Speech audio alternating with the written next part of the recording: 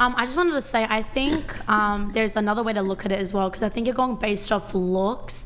But I think for me, anyways, in my past relationships and anyone that I'm trying to pursue, it's all about like the connection.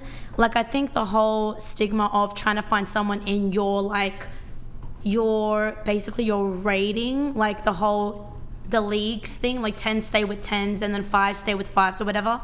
I don't really look at people, like, I don't look at someone and think, oh my God, like, he's so attractive, definitely, like, I need to get with him. It's more like, can I have a conversation with him? Can I actually sit down and, like, pick his brain? Will he understand what I'm saying? Because if I ask him a question, girl, I'm sorry, if I ask him a question and the sky's blue and he's like, oh, yeah, like, I'm just like...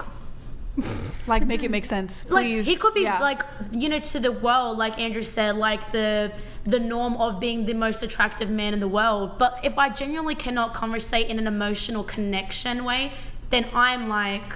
unattracted. Yep. Like, to me, that's, like, I genuinely cannot be with someone. Like, if there's a man that you guys deem to be of not as attractive as another man, but I can genuinely sit with him and chat with him and have a genuine conversation that's, like, deep and meaningful, and yeah, like, I can't put them to ranking, or like, I don't believe that I believe some men should and can, I guess, shoot for the stars, but like, I don't mean it in sense of it's just looks wise, like their personality needs to come from a good home, good heart, like, and I'm not a 10, I think I'm a solid 5, like, I don't think I'm that bad, but I don't think I'm anywhere close to fine as hell, but for me anyways. No, I completely agree. I think attractiveness, your personality and what you bring to the table in the terms of can we talk at the table, that plays the biggest part, because you can be a drop-dead guy, gorgeous guy or a girl. Most of the time, if you're not stimulating mentally, or if you have a bad personality, like a male 10 by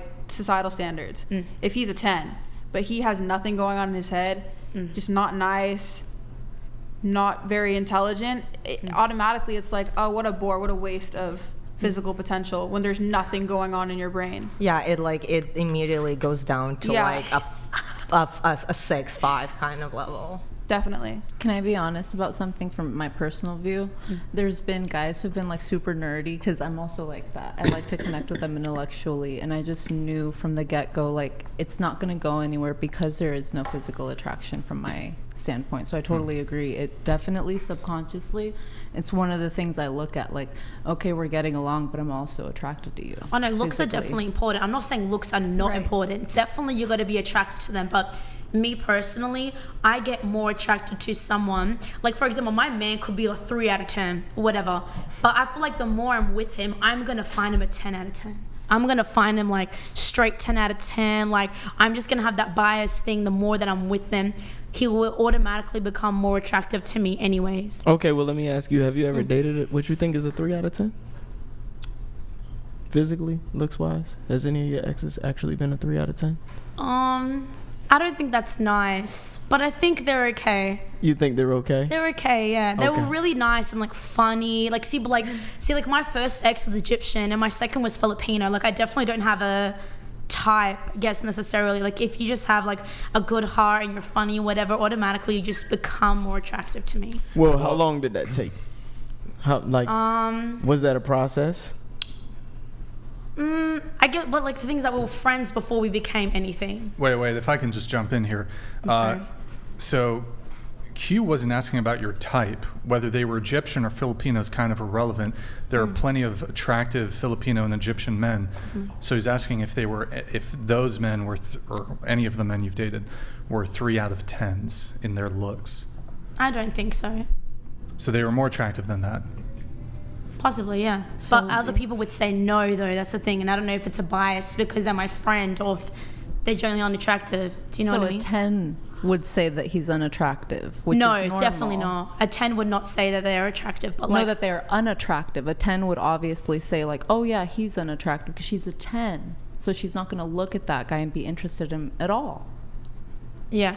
So you are not going to look at a guy, even as, you know, interesting as he is, he's still like ugly. And I'm glad you said that, because that's essentially what it boils down to. You have to be physically attractive enough to get your foot in the door to where she even wants to know what your mentality and your personality is. And that's actually I've actually done several research studies on physical attractiveness versus personality, with women ranking, personality versus physical attractiveness and everything. And all the studies reveal that when it comes down to it, physical attractiveness is actually number one. You have to be physically attractive enough for a woman to even want to know if you're intelligent enough, if you can hold a conversation, if you're funny. Now, of course, women's attraction is contextual and it's more nuanced than male attraction because men are more visually stimulated by a woman's physical appearance.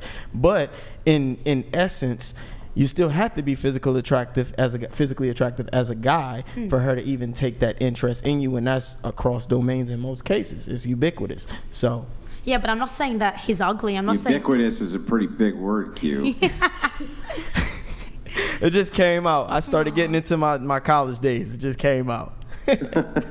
No, like, I definitely get what you're saying, and I agree with you. I'm not saying that they're ugly, and I would never say they're ugly. Like, obviously, attraction does play a big role in it. But, like, for both relationships, we both started as friends, but we're in the same group. Like, for me, attraction does take a big part in it. I can't look at someone and say, oh, they are attractive. Definitely. I couldn't say, oh, like, I don't think this person would suit with me. But, like, ultimately, genuinely, bottom of my heart, like, if I have someone who is genuinely kind, emotional, and everything like that, I'm more drawn to that. Okay. I'm more like those, both of them. I used to work with one of them. We were working together for like 6 months before anything happened. I'm not going to be like, ew, you're ugly. I'm not going to socialize with you. I'm a social butterfly. I want everyone to be included.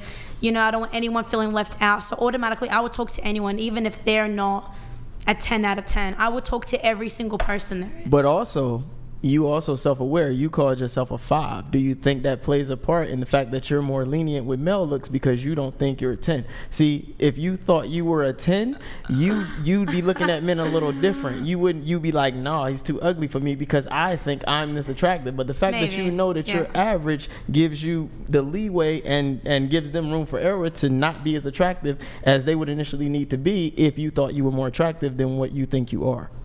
I get that. I get what you're saying. But I'm saying for me personally anyways.